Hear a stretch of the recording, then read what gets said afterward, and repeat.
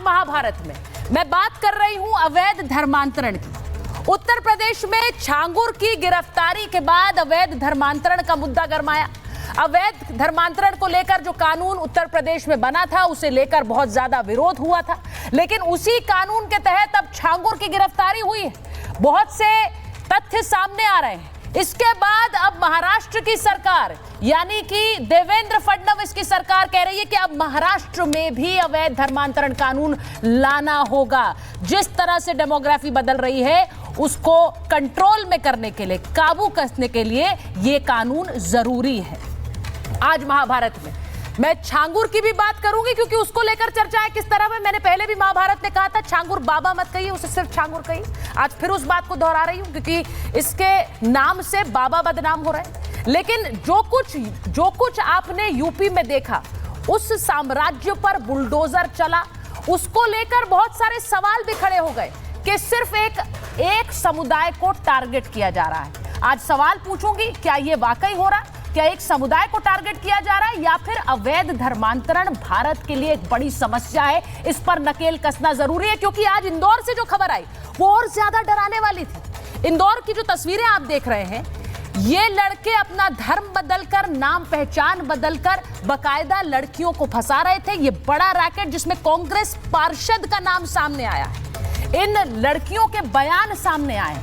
Police अब बता रही है कि कैसे हुलिये बदलकर, ये सिर्फ एक तस्वीर नहीं है, हुलिये बदलकर, पहचान बदलकर कैसे वहां लोगों को, लड़कियों को, परिवारों को फंसाया गया, वो हैरान करने वाला है। इसीलिए आज महाभारत में सवाल पूछ रही हूं कि क्या अवैध धर्मांतरण पर नकेल कसना जरूरी है? ये जो तस्वीर आप देख रहे हैं, मुसलमान लड़के ने कैसे सिख लड़के का पूरा हुलिया ही बना लिया, ये तस्वीरें पुलिस ने जारी की हैं। कौन करवा रहा है ये सब?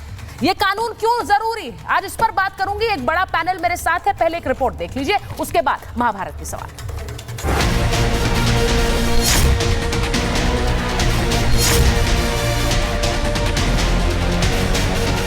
अनवर कादरी, इन्होंने मुझे हिंदू लड़कियां फंसाने के लिए 2 लाख रुपए दिए हैं। हिंदू से मुसलमान बनने के लिए प्रताड़न किया गया, ये सब छंगुर बाबा के किया कराया है। हम सरकार के स्तर पर तो कार्रवाई कर रहे हैं, आप भी इसमें थोड़ा सजग होइए। यूपी में अवैध धर्मांतरण के खिलाफ कानून की वजह से छांगुर बाबा के 500 करोड़ के साम्राज्य पर बुलडोजर चल गया। बलरामपुर में अवैध धर्मांतरण के पूरे साम्राज्य को जमींदोज कर दिया गया। अब महाराष्ट्र के सीएम देवेंद्र फडणवीस भी योगी की राह पर निकल पड़े हैं। यूपी की तरह महाराष्ट्र में भी अवैध धर्मांतरण के खिलाफ कानून लाने की तैयारी हो रही। आपने देखा होगा किस प्रकार की साजिशें हो रही है। अभी बलरामपुर में एक बड़ी कार्रवाई को हम लोगों ने आगे बढ़ाया है। आपने देखा होगा, उसने रेट तय किए थे,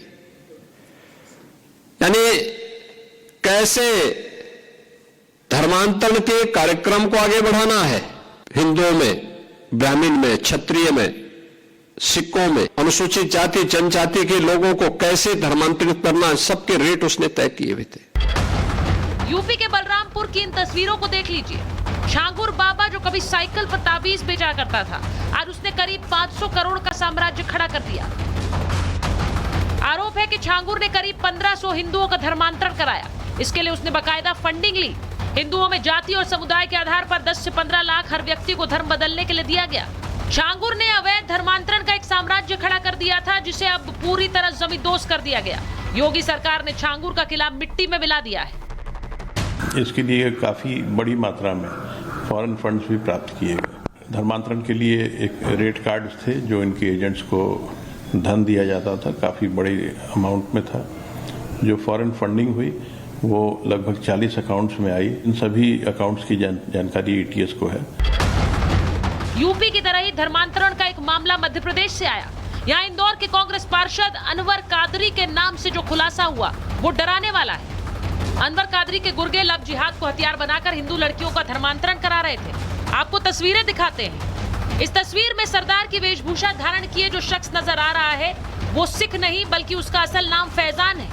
ऐसे ही दानिश, दिनेश, शेख अरबाज, रमेश और फहीम राहुल बनकर हिंदू लड़कियों को टारगेट कर रहा था। इन सब के लिए कांग्रेस पार्षद अनवर कादरी फंडिंग किया करता था। लेकिन सवाल ये कि अनवर कादरी को कौन पैसे दे रहा था? इस्लाम में जबरदस्ती धर्मांतरण है ही नहीं, लोभ देकर धर्मांतरण है ही नहीं।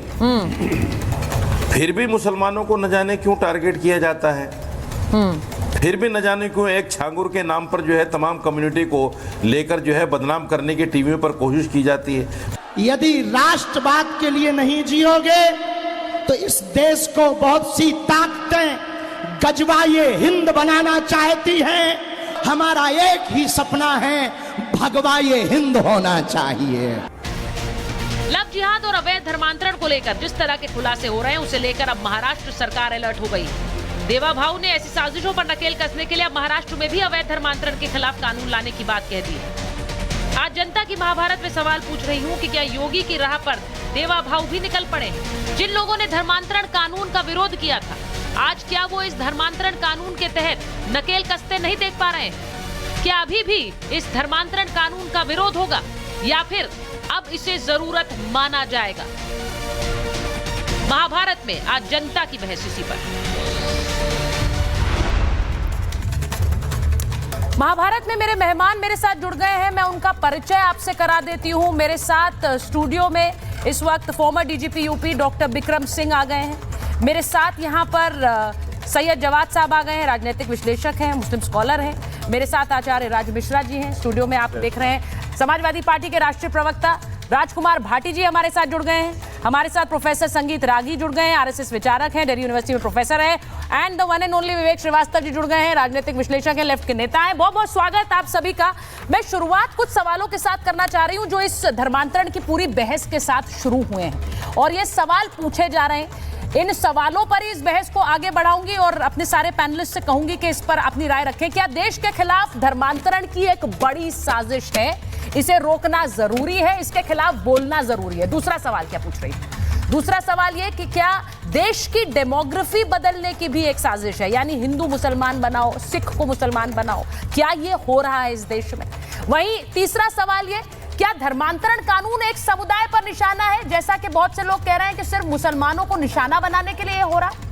और वहीं एक और सवाल जो महाभारत में पूछ रही हूं, क्या धर्मांतरण कानून से सियासी माइलेज ली जा रही है, जो आरोप राजनीतिक दल बीजेपी पर लगाते हैं, बीजेपी बाकी दलों पर लगाती है कि ये एक समुदाय के हिमायती बनते हैं और उसमें वोट तलाशते हैं।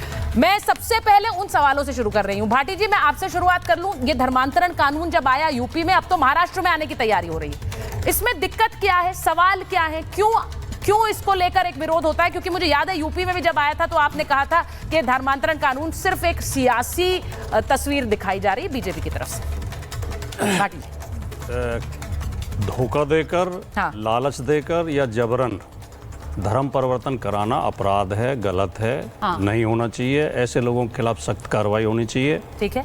और ये अपराधी हैं, षड्यंत्रकारी हैं, इसमें कहीं कोई संदेह नहीं है। ठीक। कानून का विरोध या अन्य बातों का विरोध इसलिए कि भारतीय जनता पार्टी राजनीतिक लाभ के लिए इन्हें गलत